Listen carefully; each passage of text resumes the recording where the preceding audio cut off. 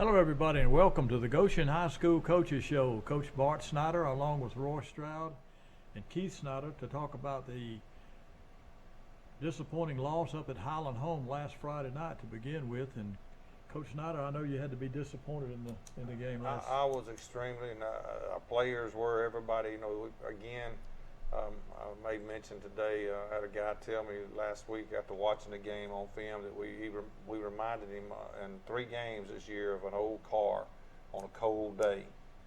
Hard to get started, and once you get started, we did pretty good. Once we got into the third quarter, middle of it, we started playing pretty good football. But the first of the game was just not Goshen football. It's not how we played all year, and really disappointing for us all. And we just got a lot of work to do, and we've been working real hard this week, and I feel like there'll be a different change in our attitudes. Well, and it started out as a week predicting some big heavy rains coming in on Friday, so the game was moved up to Thursday night, and of course that always throws everybody off a little bit. It does. You get out of a routine, and it did. But Highland Home had to go through that same thing, and we just hats off to Highland Home for being ready to play some football, and they come out and did that, and we had our opportunities early, and we just didn't capitalize from the opening kickoff. It took our bounce, and we didn't get it. It wasn't an onside kick. It was just there. And then the first play from scrimmage against them, with them on offense, we had people in position to make plays, and we just didn't make a play. And their player did, and it led to them driving on down the field and scoring. So, we hats off to them and the hard work that they did in getting ready and winning that ball game. Well, it did start out early with Highland Home scoring with 10-14 left in the first quarter when number 10, Hoffman, ran the ball in for a 15-yard touchdown. And that was after the first play from scrimmage was a big play for them too, as they moved the ball down deep in our own territory. So the touchdown came with 10-14 left in the first quarter. Extra point was made by number 85, Elliott. And then the next score came with 41.1 seconds left in the first quarter when number 10 once again threw a pass to number 3, Gibson, on a play that we had covered, double covered, and he was able to make the catch and carry it into the end zone, and that was a 47-yard gain. And the extra point once again was good. And then the final score of the first half came with just 52.2 seconds left on the clock when number 10 once again from the 10-yard line, following a turnover, I believe. Correct. Scored on a 7-yard gain, and the PAT was good. So we went in at halftime trailing 21-0. Yes, sir. And we've done that before and been able to come back. But we came back out and received the opening kickoff in the second half, and couldn't handle it. And then once again they scored with 6:35 left in the third quarter when number 6 ran the ball in for a 2-yard touchdown. I think that was following another turnover. Another turnover, yes. It was. So and number 85, Elliott, once again, this time missing the extra point, making the score 27-0. But then in the third quarter, the Eagles caught fire and started playing our game of football as number 9, Brian Galloway, hit Tamarcus Shipman. And it was a 37-yard game for a touchdown, and Nico Tempelis came in to attempt the PAT and made it good. So with 4:55 left in the third quarter, that made the score Highland Home 27, the Goshen Eagles 7. Well, we came right back with 2:50 left in the third quarter, and Galloway ran the ball from the 33-yard line for a 64-yard touchdown run. Nico Tempelis once again kicked the extra point, making the score 27-14, and we were on fire. I just felt like we were going to come back. But then after a short field, Highland Home scored once again with 7:22 remaining in the fourth quarter, and made the 2-point conversion, making the score 34-17. And then Brian Galloway hit to Corey Pelton on a long pass, a 68-yarder for a touchdown. and the PAT once again was good by Tempelis, making the final score 35-21. But I felt good in the third quarter that we had a chance to come back. We did too, and like you said, there on a short field, we had opportunity. We could have punted the ball and pinned them back. Only the problem is our punter was not able to play, and we would have had to have made a change there to go to Nico to punt, which Nico does a great job, but he had not taken any snaps at punting, and the momentum, the way it was going, our defense was playing extremely well, and on that particular play, we just missed some assignments, which is a game of football, and you shouldn't miss those things, and we did. If we make block our blocks, then we gained the first down with ease, if not even more. Possibly could have scored, but that happens. And when you look back over the game, like you said, we had those turnovers. We had a busted play that they capitalized off of, and again, that's things that we did wrong. But there again, that's what Highland Home did right. Coach Pouncey and Coach Mitchell and their group did a great job of getting those guys ready so that they can make those kind of plays if they happen. That's a game of football, and they did a good job of that. But we had our opportunities. We just didn't take care of it. And I believe, as Keith was saying, I believe we had our first 2 interceptions of the year. Is that right? And that is a very, an interesting stat right there. Is you're in game 9, or actually 10, even from our Jamboree game, of all the passes that Brian has thrown, to only have 2 interceptions, and he just missed receivers, and there's nothing. I mean, it happens. You play a game, play that position.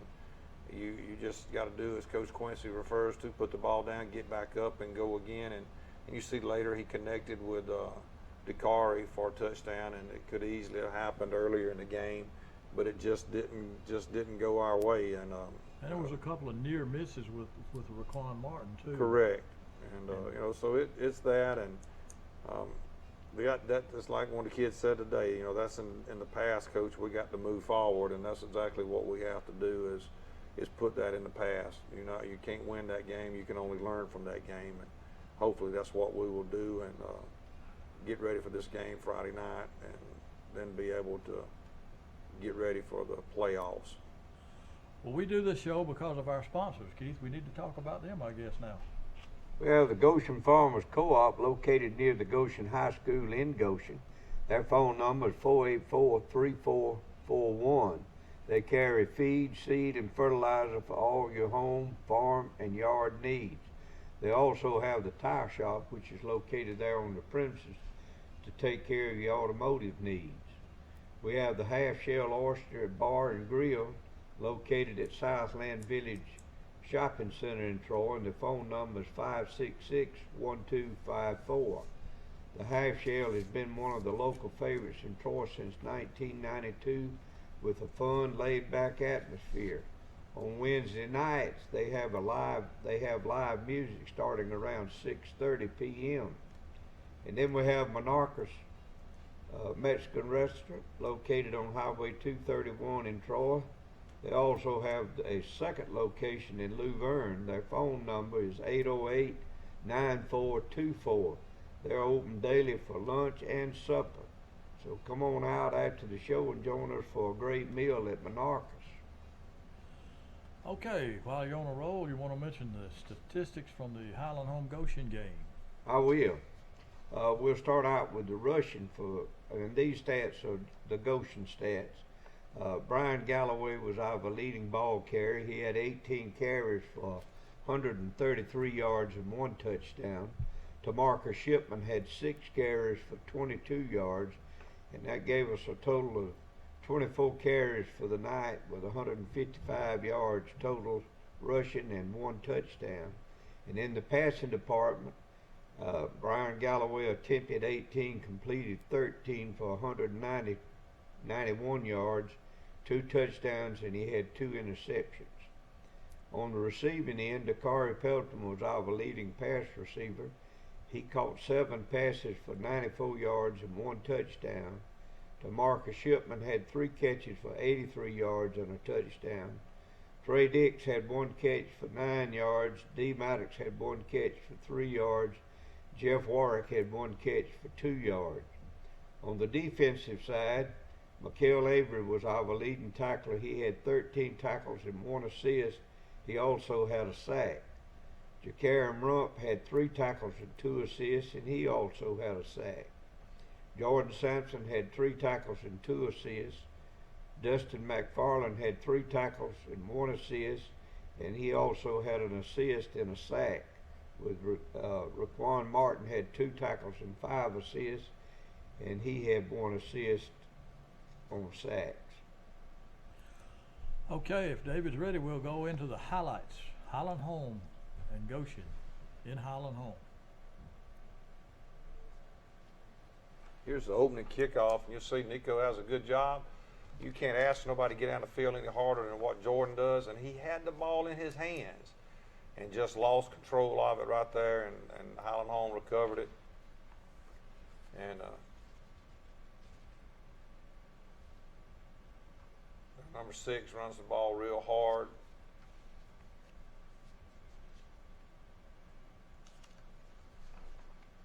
And here's their first touchdown right there, and it was like Moses parting the waters. We just opened up for them to go score.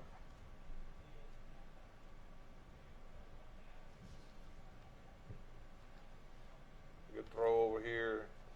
Good block, great move by Dakari. Shows his great athleticism right there, and he gets good yardage right there. And we move the chains. Here comes Brian with a good run right here. We got to make these blocks. And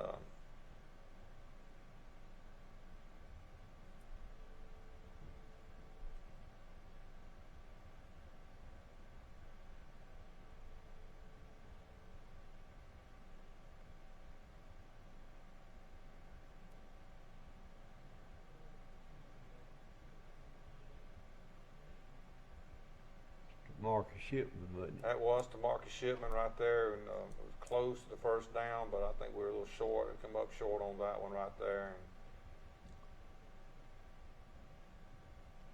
And now you see us playing. I'm not exactly sure, but with the excitement, I'd have to think we're more in the third quarter. Not really sure.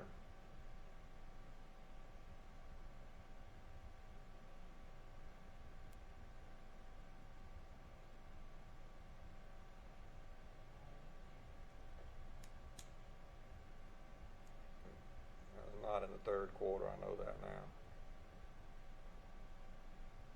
But that was Cameron Rump with his big play right there and the efforts that he gave. Here comes Shipman. Right. Looked like a missed call to me. Yeah.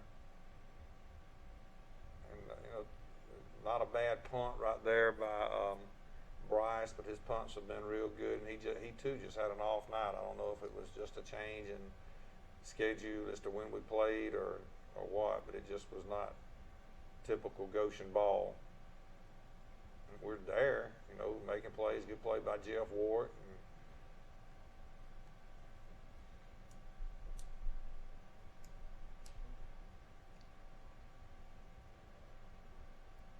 Again, here's a big play for them right here, and no, it's not. They didn't. It's one very similar to that they completed for a touchdown.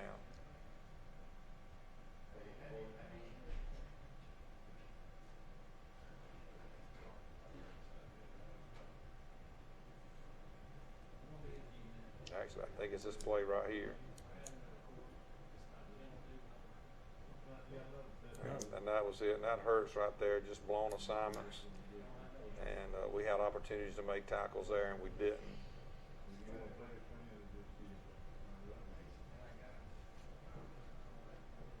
Good throw right there by Brian. Good catch.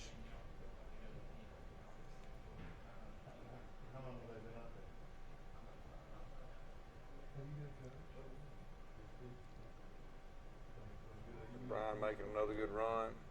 Picks up a first down or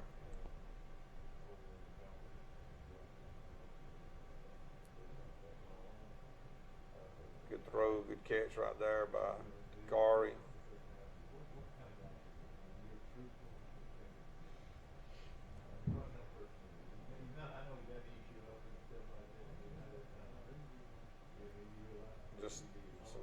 things that we just wasn't doing. You see people standing around, and that's some of the things that we working on this week. We're gonna fix that, hopefully.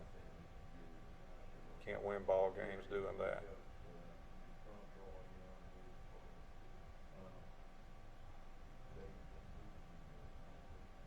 Good run right there by Brian. Got people that could be assisting on that.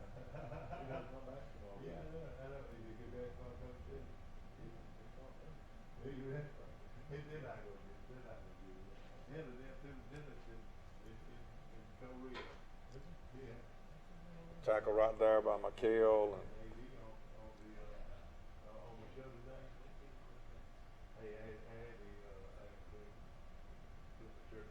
another good tackle by McHale. McHale's really growing up at that inside linebacker position. Been nice if he, done some of that all year. There he is again. He's got great speed, good long frame, strong kid.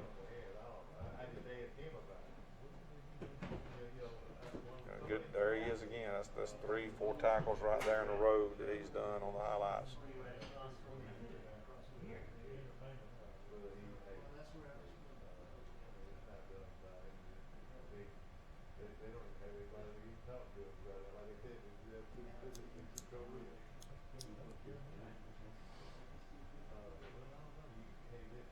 There again, we had opportunities to make tackles, and we just did not make it with 52 seconds to go in the first half.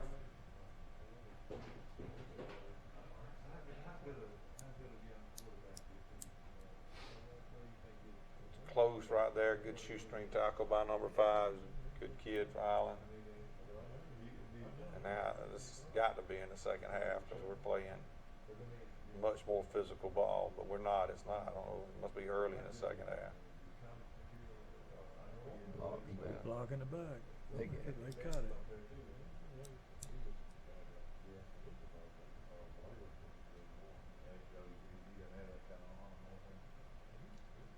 Good run right there by Shipman.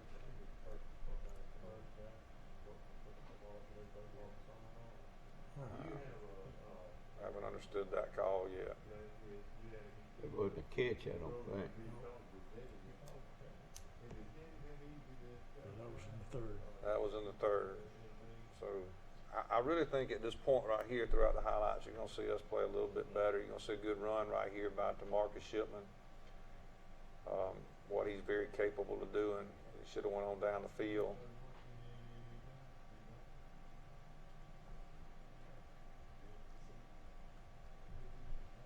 Good move by Brian.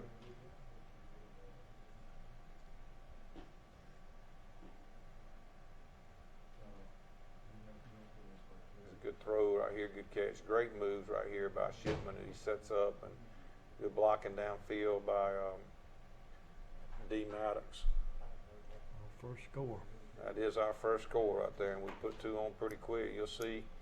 Tell them this kickoff right here. We get down the field aggressively, like we want to play. It doesn't show it, but I can promise you that on it we were hitting them pretty quick, and there was a few penalties that led to getting to where they're at right here on the field.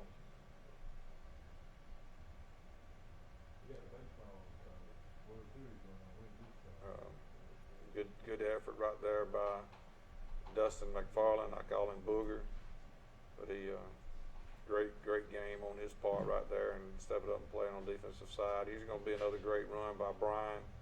Just capable of making people miss, breaking tackles, and he's just fast. He's just real fast. He doesn't look like he's that. Doesn't, but someone needs to be watching that young man, because I'm telling you, he's got some potential. He's a hard worker, got great hands, and we're at 27 at that time, giving up 3 touchdowns that should not have taken place. Now, look, this is how we want to play, and if it finishes out right here, you'll see what we want from our players. Not getting up and clapping, but Dakari Pelton steps in and does proper leadership and gets our guys where they need to be, and that's how you play. And that's our defense right there. And that was some of the things that we dealt with all night. Here we go. That's how you want to swarm to the ball.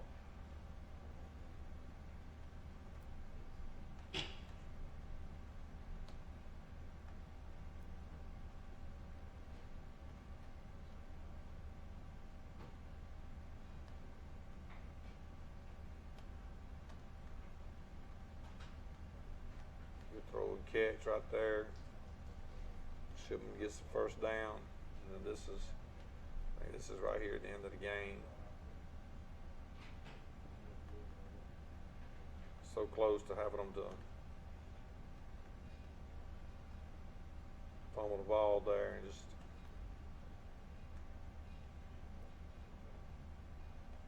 good call by Coach Mitchell right there. Got that tall number 15. I need to throw the ball to him. I can definitely understand that.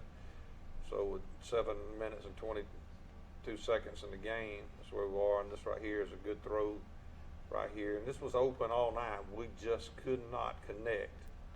And you see what the car is capable of doing, and 21:35 at that point. Nico's feeling much better, and you see his ability to kick. That's our final.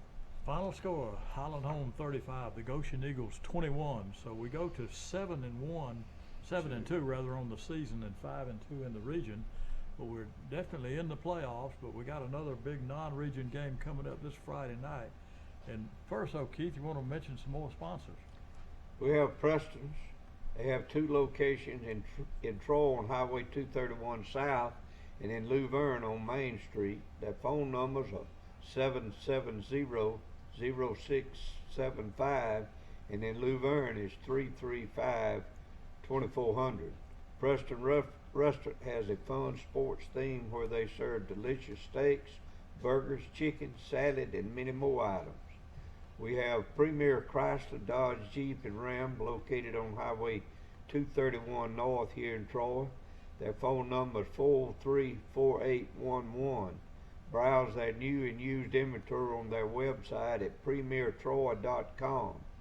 They house a full collection of quality vehicles and are here to guide you through the process of purchasing your next ride. We have Southern Animal Hospital and Pet Resort. Let Dr. Steve Byers take care of your pet's needs. Located on Highway 231 South between Troy and Brundage. Their phone number is 770-1838.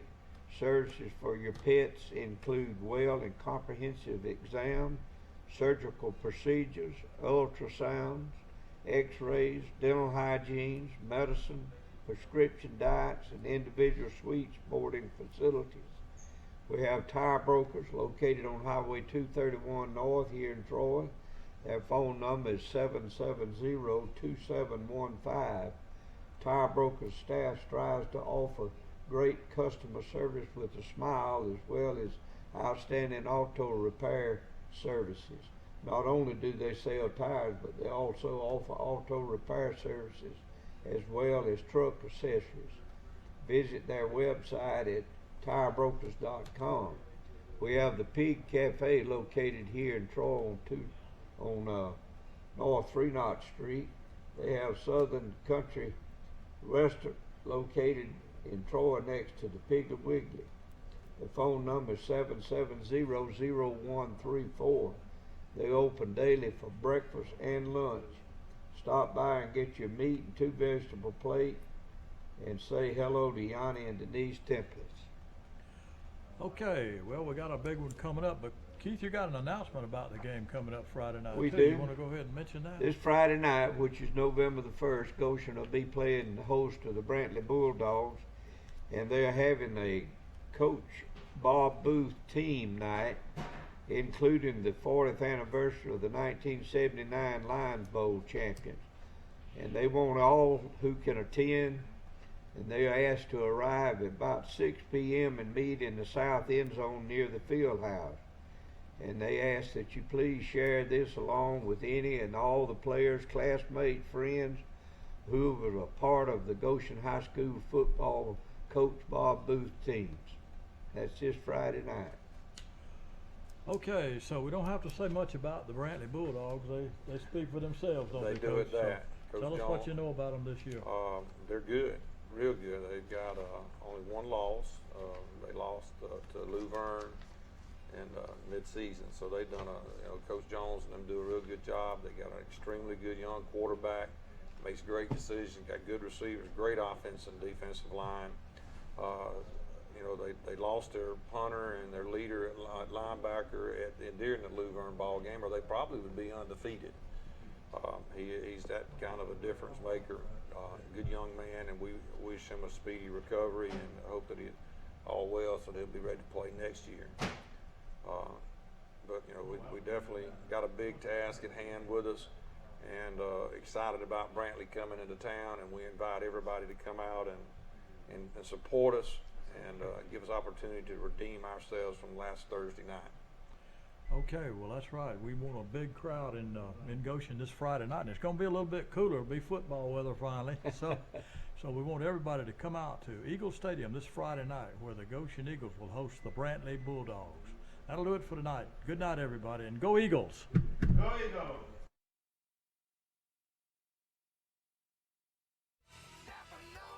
Here's some Napa know-how for you. Your local Napa Auto Parts store in Troy is under new ownership with an all-new fully stocked store. Big deal, you say? Big deal, we say.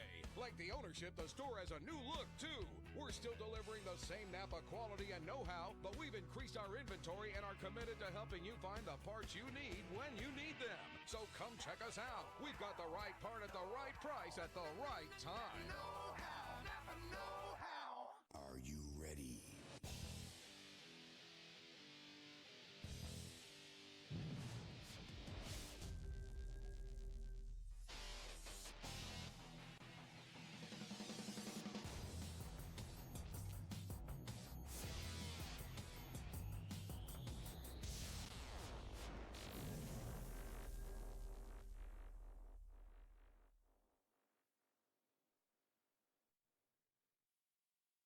Troy Cable Security Wi-Fi doorbell camera allows you to answer the door from your smartphone when you are at home, at work, or on the go. When a visitor presses the button, Troy Cable Security sends a live video feed to your smartphone so you can see, hear, and speak to the person at your door. With the doorbell camera, you can have your porch light turn on automatically when it detects motion at night to create the appearance that someone is at home. You can view video clips so you can always know who stopped by when you were out. Troy Cable Security. You love them, protect them.